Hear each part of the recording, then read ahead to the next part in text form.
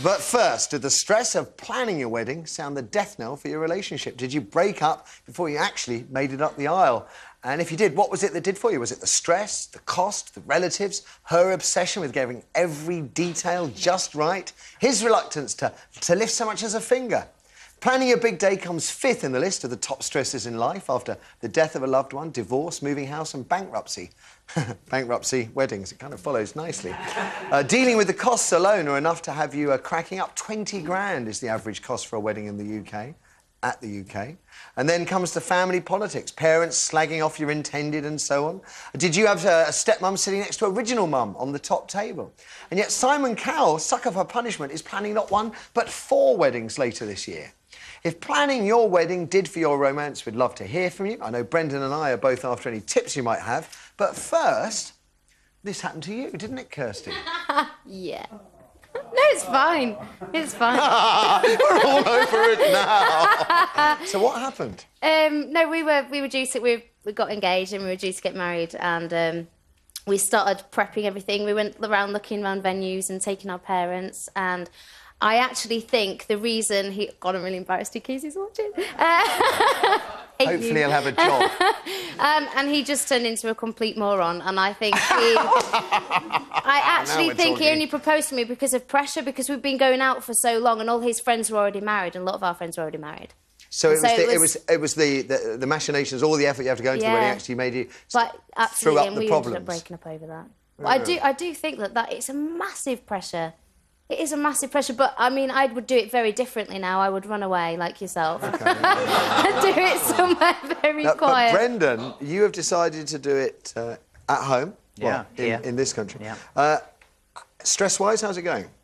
It is the most stressful thing, you know, apart from, let's say, buying a house or something like that, but it's incredible how... it's more stressful than buying a house, but there we go. It's incredible how... You may set out with all best intentions, you know, we're not going to argue and all that, but it does create differences because you've got different ideas about what you want, and obviously the day's very important. I always said, you know, Zoe, whatever you want, but ultimately it does come down to this. What amazes me is the people that come out of the woodwork for invites, and of course your guest list and everything. You know, how many people can you actually afford to have at your wedding? How many people do you want there? And where's the cut-off point? And you have this discussion because you've got 2 sides. There's so many little things that go into it, and obviously the expense is a big thing for a lot of people, and it has been for me, and it's amazing how many people, oh, wedding, hang on a second, we can have a piece of that little pie, and, you know, like you say, the magazines. Funny, and all so you find it from other people. I think it's interesting about the differences, that even something as simple as wedding invitations, you know, how are you going to do them, what colour they should be, what kind of paper they should be. Do you have any interest in any of that? Yeah, do you know, because the last time I did it, which we don't like to talk about too often because it ended in my tears, and lots of them, and probably hers as well, but I didn't do a thing then because it was her big day. And what I realised then is that is no way to start a wedding. A wedding is about 2 people coming together, and therefore I am intimately involved. And in fact, when Amelia ordered some name cards without consulting me, I was really annoyed because I said, I want to be involved in all of it. I want to have a say. It's not your wedding, it's our wedding. I think that's the right... No, I think without the threatening edge to it, that's... Yeah, without the threatening edge. That's exactly how it went. Yeah, I think you're absolutely right, because I think it can turn into the bride's big production number. Yeah. And both she then feels she's doing everything on her own and she's really annoyed that he's doing nothing, and then he feels totally excluded. And what is this woman I proposed to turning into? That's the thing. You get a snapshot of each other, and if you're right, if that's not a good basis for a marriage. Any tips? You're asking me. You've had plenty of experience, Larry, let's be honest. I would say, well, don't spend too much money, because it is just one day. And try and keep it small. And all those relatives who say, but you have to invite Auntie blah, blah, blah. Well, no, you don't have to invite Auntie blah, blah, blah. You just keep it very small. Keep it the way you want it to be if you can. And you're right, I think the couple do it together, because it's your day together, isn't it? All right, Craigie, baby. It's only a party, darling. I mean, what's the hassle? You know, it's arranging a few flowers, what sort of wine you want. I heard, I heard last night you're going to have Cloudy Bay, Sauvignon Blanc at your wedding. Is that true? It's very close. It is a little New Zealand number. Is it? A little, yeah, of course. And because they're going to be drinking it. I think, Craigie, you're actually... You underestimate how much detail there is. What are you going to have on the tables? You're going to have name cards. But you've been married. How much did you spend on your wedding? Not a lot. How much? 50 quid? No, a lot more than that. It was about, it was about 4 or 5 grand. OK, well, you know, that I actually didn't have. I had to borrow. That's the thing. The dangerous you know, I thing did have to borrow that. But you know, I think that goes with it, doesn't it? It's amazing how many times as soon as you say wedding, next time if we renew our vows, I'm saying it's not a wedding. It's nothing to do with it. It's a party because the prices will come down. Well, I think wedding. you just have to remember, as far as I know, technically, once you made your vows, you don't need to renew them. So just save the money and spend it on yourself. You just have to remember it's about you two and not everybody else or pleasing anybody else. Right. Now, is anybody at home, Kirsty, split up as a result of planning the wedding? Lots of people. First, we have Sonia on line 1. A little bit of schadenfreude for all of us then. Sonia, good morning. Morning. So how did it go? What happened? It's a catalogue of disasters, really. The first 2 times I got presented with a ring from 2 different boyfriends. The first was controlling and a nightmare, so I ran away from that very quickly, behind the ring and everything.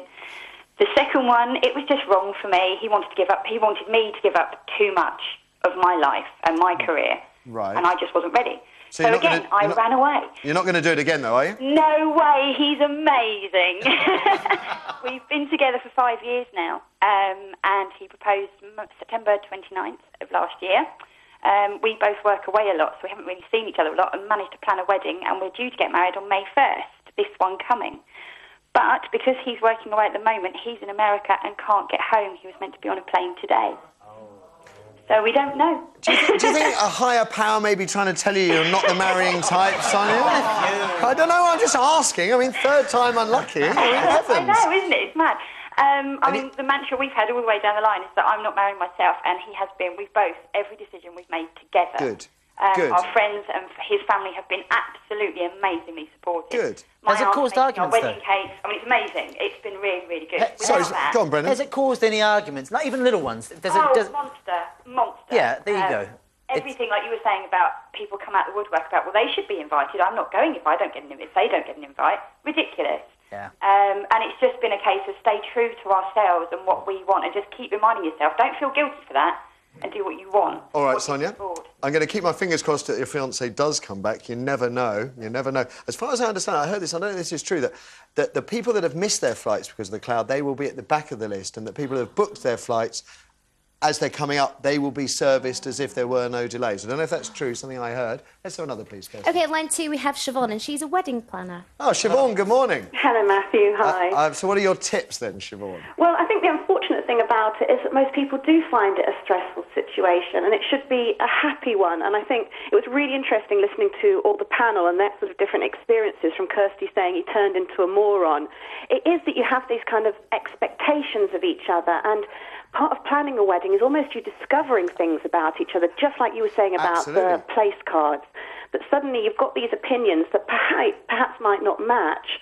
And I think then, that can cause stress and perhaps to drift. It would be a shame if it happened over something like place cards. But I think it is, particularly when the family get involved. But again, then there's a sort of tolerance level with it. But apart from employing a professional like yourself, do you think people, for example, that are going abroad, I mean, the cut-and-run approach, do you think that's sensible if you want to have a low-stress occasion? I have to say, thus far, it's been very plain sailing for us with our plans, and we haven't got there yet, which, of course, is a minor problem. But would you say that that's maybe a good idea?